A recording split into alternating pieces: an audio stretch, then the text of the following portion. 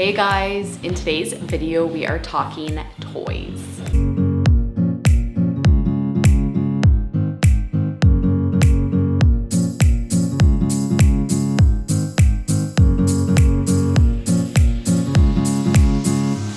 Hey everyone, welcome back. I'm Marianne. I live in Canada with my husband and two kids, ages 3 and 4, and I make videos on simplifying motherhood through easy organization. And in today's video, we are talking all about toys. So I'm gonna show you how we organize our toys, how we manage them, how we kind of keep them under control, and so that our house is not just drowning in toys.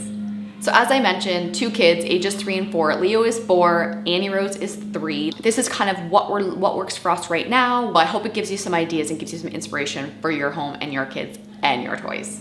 So let's get started.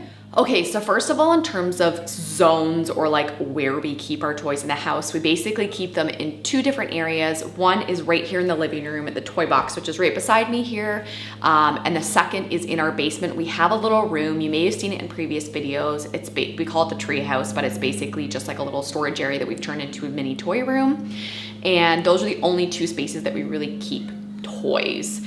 In their bedrooms, they do each have one book basket, and they each have stuffed animals that they keep on their bed.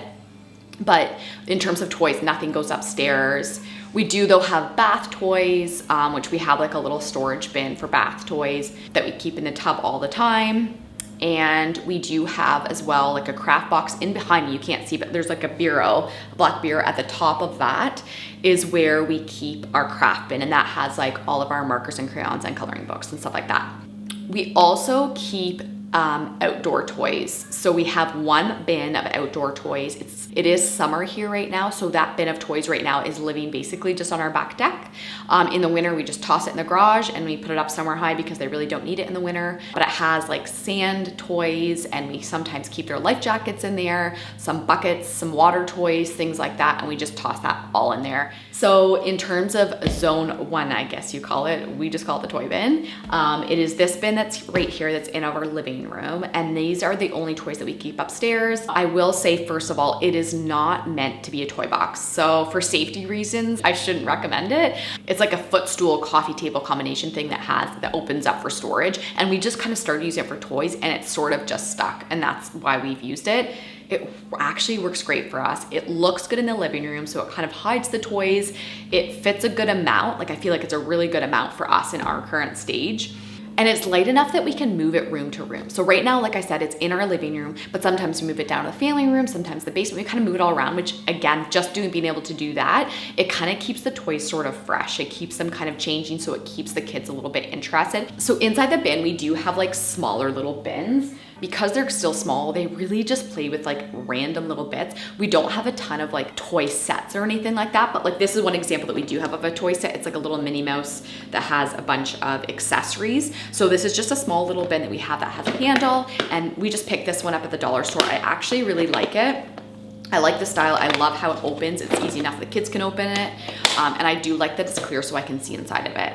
I will say about containers is the dollar store containers are good in some ways, but they are lower quality. So if you're in the States, like if you have a container store, or if you can find something secondhand that's like a higher quality item, even like I find in our area, the Rubbermaid ones just are a bit tougher, a bit stronger. Just something to keep in mind. And I love the idea for open baskets of having wicker baskets. So if that's kind of your style, I really think that would go really well for a lot of bins, a lot of toys. Like these ones, for example, this was just a hand-me-down from a friend at work. I'm not picky right now in the bin about keeping things in very specific categories or anything like that, just so that they're somewhat organized in the bin. So I find visual clutter is a big pain point for me. So being able to have a space where I can just toss it and put the lid on and not have to see it, that is really, really huge for me. Okay, so I'm gonna take you down quickly into our toy room, treehouse play area and kind of show you how we have that set up and what that looks like. You may have seen this area in a different video in one of my past declutter videos. When we moved in, this was just another area that they used for storage, but the house came with 2 crawl spaces. We didn't need 2 crawl spaces, and frankly, I didn't want to have enough stuff to fill 2 crawl spaces.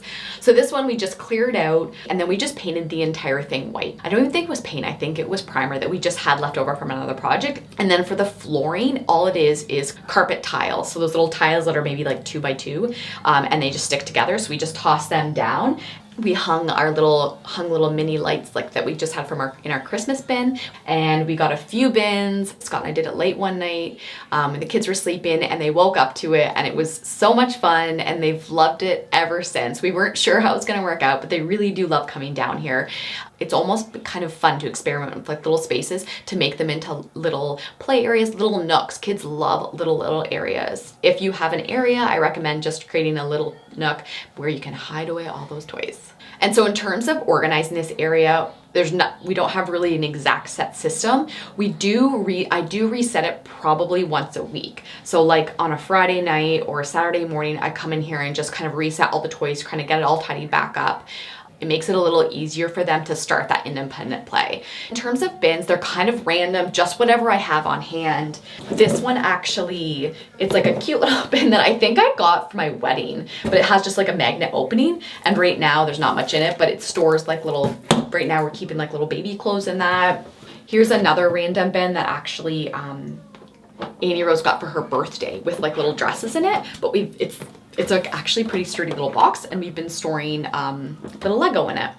Along the wall, we got these little bins. These are from the dollar store. They're like little tiny little baskets or little like pods almost. So I like to have some of the smaller containers to hold like little random things, like this random little cup, parts of our Mr. Potato Head, which should be with them, but when they're not. And these, we just got little hooks, like just little utility hooks that we'd use for like hanging keys or a coat, and we just drill those into the wall and these hang there. And it's these perfect little, again, like little kid size, perfect for their little hands and for storing little items. So really encourage you to just kind of work with what you have. I also find that over the years, I've gotten way better at knowing how much feels good to me in terms of how many toys. So I know how many the kids can manage and that they play with well. I know how many I can manage and still keep sane in the house, but still having something for the kids to play with. So with that being said, we also do toy rotation. I'm gonna take you back upstairs quickly and show you our toy rotation bins and kind of how we do that system. Okay guys, back upstairs. I'm with our toy rotation bins all last year because we've been home like a little bit more and life has been a little bit different. We started kind of using the toy rotation system a little bit more, and I actually really into it lately. Is we store it above our toy room downstairs. There's like a little nook, and we have 2 bins. One bin is more like seasonal stuff. So say like Halloween costumes we keep in there, where we want to keep them because they will wear them next year. And they do like to play with them sometimes, but they don't need to be out all the time. Sometimes if we have been gifted toys or books that they're not quite ready for, we have a couple down there for Leo that he's been gifted that I love. They're really good books, but he's just not quite old enough for them yet. So we put them in there. A couple examples are Annie Rose has like this little magnet doll where has all sorts of little like accessories that all magnet onto this doll. And it's a great idea and she does love it, but it's a lot to kind of manage. It's a lot of pieces to keep track of for her and for us. So this is a toy that is nice to have, and in the winter time, say, or if we're all on holidays for a week and we wanna really engage, we wanna play together and we wanna get a few more toys out, this is a perfect item for that. Or even maybe next year when she's older, this is something she can manage a little bit better. But right now, to me, it's a lot for me to manage day in and day out. And in terms of Leo's items, he's a little bit older, so he's now just recently really got onto the toy rotation and he loves switching things out.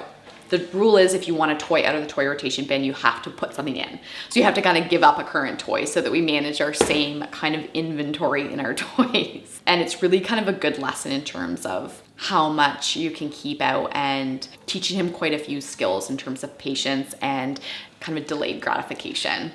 Another thing I love about toy rotation is that it's a way of confirming that they definitely don't want a toy.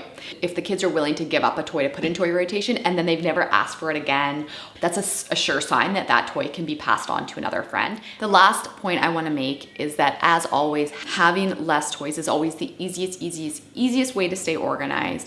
I have found that the more toys we have removed from our house and the less toys that we do keep, the more the kids appreciate them, the less stressed I am, the less I have to manage, the happier all of us are. My biggest biggest recommendation, no matter how you organize, how you store, is always to just have less. All right, guys, that's it for today's video. I hope it helps. If you like this content, please like, subscribe, and comment below with any questions. I'm really intrigued to know what other people's setups are like. How do you manage toys in your house? What kind of little organizational tips do you have? Please comment below with them if you have any ideas. I'm always looking for new ideas. Thank you for watching, and I'll see you next time.